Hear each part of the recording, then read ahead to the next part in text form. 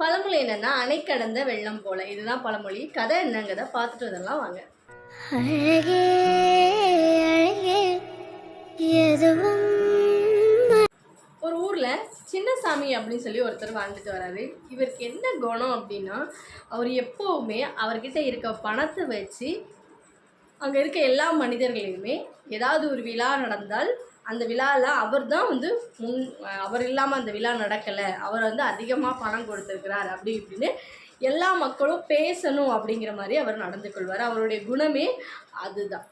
அதே போல் அவரை விட யாராவது வந்து ஒருத்தங்க கொஞ்சம் உயர்ந்துட்டா அவங்கள வந்து அவமானப்படுத்துறது அவர் வந்து எப்போவுமே அதை தான் வந்து ஒரு குறிக்கோளாகவும் வச்சிட்டு இருந்தார். அதுதான் அவருடைய வாழ்க்கையிலேயே நடைமுறைப்படுத்திட்டு வந்திருந்தார். இப்படி நாட்கள் போக ஒரு நாள் ஊரில் திருவிழா வருது. அந்த திருவிழாவில் அவர் எல்லாரும் பணம் கொடுத்த பிறகு அந்த பணம் வசூல் பண்ணுற அந்த கோவிலில் வந்து முக்கியஸ்தர் இருப்பாங்கள்ல, அந்த முக்கியஸ்தர்கிட்ட எல்லோரும் எவ்வளோ பணம் கொடுத்துருக்காங்க அப்படின்னு சொல்லி விளக்கம் கேட்டு அவங்கள்லேருந்து ஒரு 1000 ரூபாய் அதிகமாக வச்சு இவர் கொடுக்குறாரு. இப்படி நாட்கள் போயிட்டே இருக்குது. இப்படி திருவிழாவும் பக்கமாக வந்துருச்சு. அப்போ வந்து அந்த ஊரில் குமார் அப்படின்னு ஒரு ஏழை மனிதன் வாழ்ந்துட்டு வர்றாரு. அந்த ஏழை மனிதன் வந்து அவர்கிட்ட வந்து பண உதவி செய்ய பணம் இல்லை. அதனால் வந்து அவளுடைய உடம்பு உழைக்கிற அளவுக்கு உழைப்பை வந்து கொடுப்பார். திருவிழாவில் வாளி கட்டுறது, அப்புறம் வந்துட்டு சமையல் அன்னதானம் அந்த மாதிரி செய்யும் இடத்துல வந்து காய்கறிகள் விட்டு கொடுக்கறது, தண்ணி எடுத்துகிட்டு வந்து கொடுக்கறது, அந்த கோவில் முன் பந்தல்லாம் சரி செய்கிறது, இந்த மாதிரி சுகாதார வேலை, அந்த மாதிரி சின்ன சின்ன எல்லா வேலையுமே அவர் வந்து பார்த்து கோவிலின் கடைசி வரைக்கும் அவர் நிற்பார். இப்போது சாமி கும்பிடுற நேரம் வந்தது. சாமி கும்பிட எல்லோரும் வந்து நிற்காங்க. அப்போது குமார் வந்து முன்னாடி வந்து நிற்கிறான். அப்போது சின்னசாமி சொல்கிறாரு, நீ என்ன பண்ணுனன்னு சொல்லிட்டு முன்னாடி கோவிலில் வந்து நிற்கிற, கொஞ்சம் விலகி நின்று அப்படின்னு சொல்லி 4 பேர் நிற்கிற இடத்துல அவமானப்படுத்துகிற மாதிரிக்கு பேசிட்டாரு. அப்போது குமாருக்கு மனசில் ரொம்ப கஷ்டமாயிட்டு சாமிகிட்ட தூரமாக நின்று வேண்டிட்டு அப்படியே போயிடுறாரு. இப்படியே நாட்கள் போய்கிட்டே இருக்குது. ஒரு நாள் ஊரில் பயங்கரமான மழை பெய்துட்டு இருக்குது. அவங்க ஊரில் இருந்த அணை வந்து விரிசல் விழ ஆரம்பிச்சிருச்சு.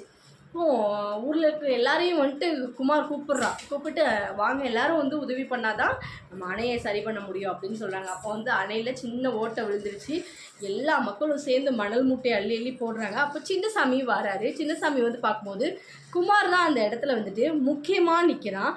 முன்னாடி நின்று எல்லா மக்கள்கிட்டையும் மூட்டையை வாங்கி போடுறான். அப்போ வந்துட்டு அதை பார்த்துட்டு இவர் சொல்கிறாரு, அந்த மூட்டையெல்லாம் வச்சு அடைக்க முடியுமா? முடியாது, எல்லாரும் அதை கைவிட்டுடலாம், வேறு ஏதாவது வழி இருக்கான்னு பார்க்கலாம் அப்படின்னு குமார் சொல்கிறாரு சின்னசாமிகிட்ட, இல்லை இப்போ நம்ம அவசரத்துக்கு ஏதாவது முடிவு பண்ணி தான் ஆகணும், இந்த வழி தவிர வேறு வழி இல்லை, மழை வேறு அதிகமாக பெய்துட்டுருக்கு, அணையில் பெருசாக விரிசல் வந்துருச்சுன்னா நம்ம ஊரை காப்பாற்றுறது ரொம்ப கஷ்டமாக ஆகிடும் அப்படின்னு சொல்லிட்டு சின்ன சின்ன மணல் மூட்டையெல்லாம் வச்சு கொஞ்சமாக சரி பண்ணுறாங்க. கொஞ்சம் நேரம் ஆக இருட்டாகும் போது மக்கள் இருந்த மூட்டையெல்லாம் வச்சு அடைச்சி வச்சுட்டு போயிட்டாங்க. குமார் ஆனால் அதை வந்துட்டு ஊர் மக்களை பாதுகாக்கணும் அப்படிங்கிறதுக்காக அந்த அணைக்கிட்டேயே இருந்து நைட்டு காவல் காக்குறான். நைட்டு அணையில் விரிசல் அதிகமாகையும் ஊர் மக்கள் எல்லாரையும் திரட்டுறான்.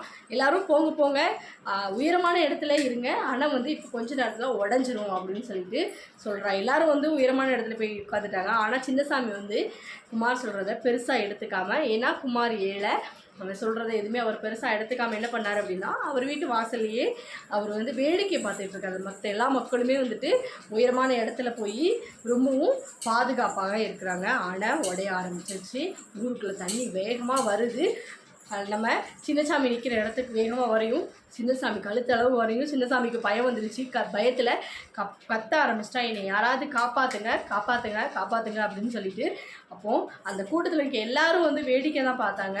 குமார் என்ன பண்ணா அப்படின்னா, ஒரு பெரிய கயிறை எடுத்து சின்னசாமிகிட்ட கொடுத்து, சின்னசாமி இதை பிடிச்சி இழு அப்படின்னு சொன்னான். அப்போ சின்னசாமி அந்த கயிறை பிடிச்சி இழுத்து அவங்க இருக்க இடத்துக்கு வந்து உட்காந்த உடனே சின்னசாமிக்கு அழுக தாங்க முடியல.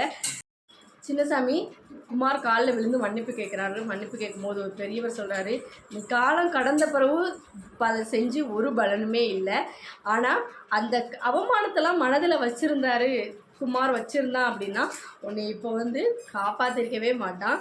அணை கடந்த வெள்ளம் போல் உன்னுடைய கதை ஆயிடுச்சு அப்படிங்கிறாரு. வெட்கத்தில் தலையை குனிஞ்சுக்கிட்டு கண்ணீர் தாங்க முடியாத ஒரு அழுகையாக அழுதுகிட்டு இருக்கிறாரு சின்னசாமி. இதுதாங்க பழமொழிக்கான கதை. நம்மளும் நிறைய இடத்துல அவமானப்பட்டிருப்போம், அசிங்கப்பட்டிருப்போம். ஆனால் வந்துட்டு நம்ம வாழ்க்கையில் அது ஒரு எதையுமே பொருட்டாக எடுத்துக்காமல் முன்னோக்கி நம்ம நகர்ந்துக்கிட்டே இருக்கணும். அவமானங்கள் அசிங்கங்கள் வர வர நம்ம உயர்ந்துக்கிட்டே இருக்கிறோம் அப்படிங்கிறது தான் அர்த்தம். அடுத்து ஒரு பழமொழியோட ஒரு கதையில் பார்க்கலாம். நம்ம சேனலை மறக்காமல் சப்ஸ்கிரைப் பண்ணி வச்சுக்கோங்க.